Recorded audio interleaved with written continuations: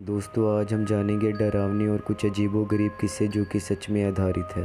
पहला, कोची साकी ओना। जापान के लोक कथाओं के अनुसार कोची साकी ओना एक ऐसी महिला की आत्मा है जिसका मुंह दोनों कानों तक कटा हुआ है और वह अपना मुंह किसी मास्क या कपड़े से छुपा कर रखती है। साथ ही अपने साथ चाकू या कैंची जैसी धारदार चीज़ भी रखती है। माना जाता है उसकी आत्मा सड़कों पर घूमती है और किसी अकेले इंसान के सामने जाकर पूछती है कि क्या वह सुंदर है। अगर इंसान नहीं कहेगा तो वह उस इंसान की हत्या कर देती है और इंसान हाँ कहता है तो वह अपना मास्क निकालकर अपना कटा हुआ चेहरा दिखाती है और इंसान से फिर वही सवाल करती है। इस बार अगर इंसान नहीं कहता है तो वह आत्मा उसकी हत्या कर देती है और अगर हाँ कहता है तो वह इंसान का मुंह अपने साथ रखे हुए तेज हथियार से अपनी तरह कान तक काट देती है। दूसरा, द क्राइंग बेबी। 1979 के समय में इंग्लैंड में बहुत से लोगों के घर और कारोबार जलकर नष्ट हो गए और इन सभी घटनाओं में एक समान चीज़ थी जो थी द क्राइंग बेबी की तस्वीर। दरअसल कहीं पर भी आग लगने के बाद सब कुछ नष्ट हो जाता तो सिर्फ इस रोते हुए बच्चे की तस्वीर ही रहस्यमय तरीके से बच जाती। कुछ समय बाद इस तस्वीर को रहस्यमयी मान लिया गया। तीसरा, तियानक।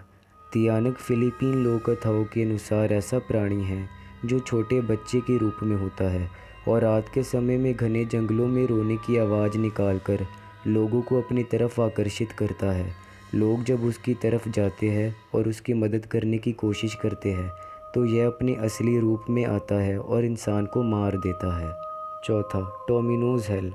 जापान की टोमिनोज हेल को एक शापित कविता माना जाता है जिसे 1919 में साइजो यासो द्वारा अपनी कविता साकिन के 27वें संकलन में लिखा गया था, लेकिन ये 1998 में प्रसिद्ध हुई जब गोकी योमाटा ने इसे द हार्ट सिज लाइका रोलिंग स्टोन नाम की किताब में लिखा।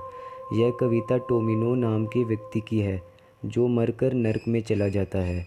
माना जाता है कि इस कविता को मन में ही पढ़ना चाहिए क्योंकि इसे ज़ोर से पढ़ने वालों की मृत्यु हो जाती है या उनके साथ कुछ बुरा होने लगता है।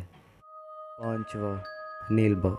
आप सोच रहे होंगे मैं नेल्बा क्यों बोल रहा हूँ, लेकिन 1990 के दशक में कर्नाटक के लोग अपने दरवाजे के बाहर नेल्बा लिखते थे जिसका मतलब था कल आना, क्योंकि वहाँ के लोगों में दहशत फैली थी कि वहाँ रात के समय में चुड़ैल घूमती है और परिवार के सदस्य की आवाज़ में दरवाजे से पुकारती है और माना जाता है कि जो भी दरवाज़ा खोलता था वो कभी नहीं मिलता। इस आत्मा को किसी पत्नी का चुड़ैल माना जाता था जो शहर में अपने पति के तलाश में घूमती है। माना जाता था दरवाजे में नेल्बा लिखने के कारण वह चुड़ैल कल आती थी और फिर इसे पढ़कर चली जाती थी और ऐसा रोज़ चलता रहता था। वाह, मतलब ये सब लोग चुड़ैल को बेवकूफ़ बनाते थे।